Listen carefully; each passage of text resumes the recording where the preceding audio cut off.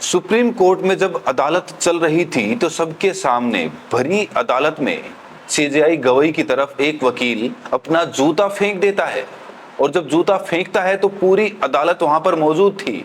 उसके बाद CJI BR Gavai ने वहां पर क्या निर्णय लिया, क्या फैसला लिया, क्या सजा सुनाई, उसके बारे में भी मैं आपको बताऊंगा दोस्तों। लेकिन सबसे पहले आप ये समझिए कि पूरी घटना है क्या। दरअसल सोमवार का दिन जो होता है वो सुप्रीम कोर्ट के लिए बड़ा गहमागामी का दिन होता है, क्योंकि उस दिन हफ्ते का पहला दिन होता है। बहुत सारे लोगों के केस की सुनवाई होती है, बहुत सारे केस पेंडिंग में रहते हैं। तो उस दिन एक नई शुरुआत होती है हफ्ते की और काफी भीड़ भाड़ वहां पर होती है। तो इसी तरह की भीड़ भाड़ थी और सीजेआई गवई अपनी बेंच के साथ लगातार वहां पर नए नए केसों की सुनवाई कर रहे थे।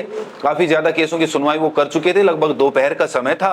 और तभी अचानक वहां पर एक केस की सुनवाई के दौरान एक वकील, जहां पर जैसे कि एक जगह सीजेआई गवई बैठे हुए हैं, उनके साथ उनकी बेंच बैठी हुई है और सामने जो वकील बैठे रहते हैं वहां से एक वकील जरा हल्के अंदाज में टहलते हुए आते हैं और जहां पर सीजेआई बीआर गवई की बेंच थी, जहां पर उनकी मेज लगाई गई थी, टेबल लगाई गई थी, उसके पास आकर नीचे से, क्योंकि आप देखेंगे तो सुप्रीम कोर्ट में जो सीजेआई की जो स्थान होता है, जो उनकी कुर्सी होती है, वो ऊंचाई पर होती है। तो जैसे ही वकील नीचे खड़े थे तो उन्होंने अपना जूता ऐसे हवा में लहराते हुए सीजेआई गवई की तरफ फेंकने की कोशिश की। हालांकि वहां पर जो सुरक्षा कर्मी थे उन्होंने तुरंत उस व्यक्ति को, जिसका नाम राकेश कुमार बताया जा रहा है, उसको डिटेन कर लिया और उसके बाद वो जो सुरक्षा कर्मी थे वो उनको, उस वकील को वहां से खदेड़ते हुए बाहर ले गए, अपनी कस्टडी में लेकर उसको डिटेन करके बाहर ले गए।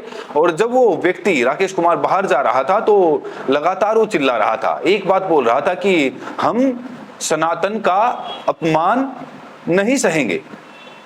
अब दोस्तों उसने ऐसा क्यों बोला, हम सनातन का अपमान नहीं सहेंगे, ऐसा बोलकर आखिर वो वकील साबित क्या करना चाहता था? क्या सीजेआई गवई ने सनातन का कोई अपमान किया है? दरअसल दोस्तों इसके पीछे एक वजह है।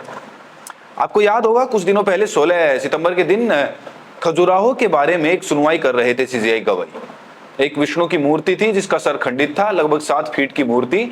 और उस सुनवाई में सीजेआई गवई ने एक टिप्पणी कर दी, एक कमेंट कर दिया, थोड़े हल्के फुल्के अंदाज में, मजाकिया अंदाज में उन्होंने कहा कि भाई हमारे पास तो परमिशन नहीं है कि हम उस मूर्ति को जो क्षतिग्रस्त हो चुकी है उसको ठीक करवा दें, मरम्मत करवा दें। हमारे पास तो उतनी ताकत नहीं है, आप अपने भगवान से कहिए, क्योंकि आप परम भक्त हैं, आप उनसे प्रार्थना करिए, क्योंकि ये जो पूरा मामला है ये archaeological survey of India ASI के अंडर में आता है और वही कुछ इस पर फैसला ले सकते हैं। सुप्रीम कोर्ट के पास इसकी ताकत नहीं है। इसमें कुछ भी गलत नहीं था, उन्होंने कुछ भी गलत नहीं बोला। लेकिन इसके बाद जिस तरह से सीजेआई गवई की लगातार ट्रोलिंग शुरू हो गई, लगातार सोशल मीडिया पर उन्हें सनातन विरोधी बताया जाने लगा। और सिर्फ छोटे मोटे नेता ही नहीं, सोशल मीडिया के जो मनुवादी लोग हैं, जो जातिवाद घृणा फैलाते हैं, जहर फैलाते हैं समाज में, सिर्फ वो लोग ही नहीं बल्कि खुद आप जानिए तो अनिरुद्ध आचार्य उर्फ गोबर बाबा, वो खुद सीजेआई गवई की ट्रोलिंग करने लगते हैं। उन्हें हिरण्यकश्यप तक कहते हैं, छाती फाड़ने की बात करते हैं, कहते हैं कि अगर सीजेआई को अपनी छाती फड़वानी हो तो बताइए, नरसिंह अवतार लेंगे। बताइए सीजेआई गवई, आखिर ये सब विरोध क्यों हो रहा है दोस्तों? क्यों हो रहा था? उनको इतना ट्रोल क्यों किया जा रहा था? क्योंकि सीजेआई गवई एक बोध सीजेआई हैं, दलित समाज से आते हैं, चीफ जस्टिस हैं। तो जो मनुवादी सोच के लोग हैं उन्हें लगातार यही लगता है कि सीजेआई गवई हमारे सनातन का विरोध कर रहे हैं, उसका मजाक बना रहे हैं। लेकिन ऐसा कुछ भी नहीं है। वो संवैधानिक सबसे बड़े संवैधानिक पद पर बैठे हुए हैं सीजेआई गवई, और उस पद की अपनी गरिमा होती है, उस पद की अपनी कुछ विचारधारा होती है, उस पद के अपने कुछ कर्तव्य होते हैं। लेकिन जब इस तरह से जूता उछालकर सरेआम भरी अदालत के सामने सीजेआई के ऊपर जूता उछाला जाएगा तो आखिरकार उस पद की गरिमा का क्या होगा?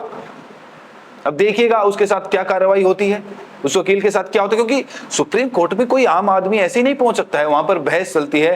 तो जाहिर सी बात है जो वकील होंगे काफी पढ़े लिखे वकील होंगे, लेकिन फिर भी उनके मन के अंदर जो जातिवाद द्वेष भरा हुआ है, जो अंधभक्ति भरी हुई है, वो किस कदर भरी हुई है आप सोचिए।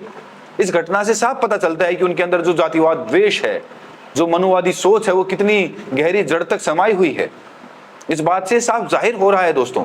तो उस वक्त सीजेआई गवई की जब सब लोग ट्रोलिंग कर रहे थे तो सीजेआई गवई ने भी सोचा कि भाई एक बार इस मुद्दे को पूरी तरह से सबके सामने आकर स्पष्ट कर देना चाहिए। इसीलिए वो आते हैं सामने, बयान देते हैं, कोर्ट के सामने कहते हैं कि भाई हम सभी धर्मों का सम्मान करते हैं, हमारा जो उद्देश्य है, जो भी बात कहने का, वो किसी को ठेस पहुंचाना नहीं है, सभी धर्म हमारे लिए बराबर हैं, हम संविधान के अनुसार चलने वाले लोग हैं।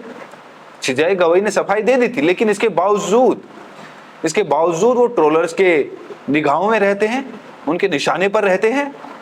दरअसल अगर आप इन ट्रोलर्स की एक आदत देखेंगे, इन मनोवादी सोच वालों की जो जातिवाद द्वेष फैलाते हैं, उनकी अगर आप मिसाल देखेंगे, तो दरअसल जब इनसे कोई आके माफी भी मांग लेता है ना, तो ये उसके सर पर और ज्यादा सवार हो जाते हैं।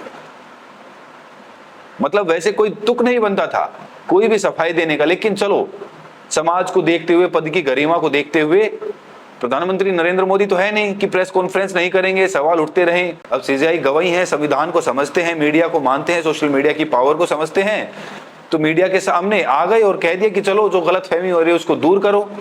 लेकिन शायद इन मनुवादियों को इज्जत हजम नहीं होती है।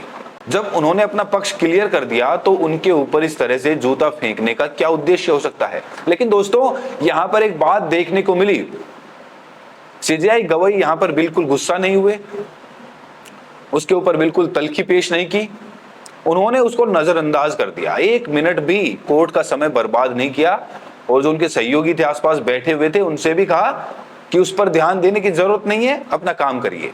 तो आप समझिए कितने हिंसक हमले के बाद भी सीजेआई गवई कितनी शांति बनाए रखते हैं, बिल्कुल भी डिस्ट्रैक्ट नहीं होते हैं, अपना काम करते रहते हैं।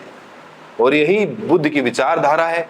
यही तथागत गौतम बुद्ध ने सिखाया है कि शांति से अपने मार्ग पर चलते रहो, किसी से कोई मतलब नहीं, किसी से कोई घृणा नहीं, कोई द्वेष नहीं, क्योंकि हर व्यक्ति सिर्फ व्यक्ति नहीं है, वो एक विचारधारा है, और विचारधारा सभी की अलग होती है। दोस्तों, आपको सीजेआई गवई का ये कदम कैसा लगा, कमेंट सेक्शन में हमें जरूर बताएं, और साथ ही ये भी बताएं कि आप ये वीडियो देश के किस कोने से देख रहे हैं। बहुत बहुत शुक्रिया।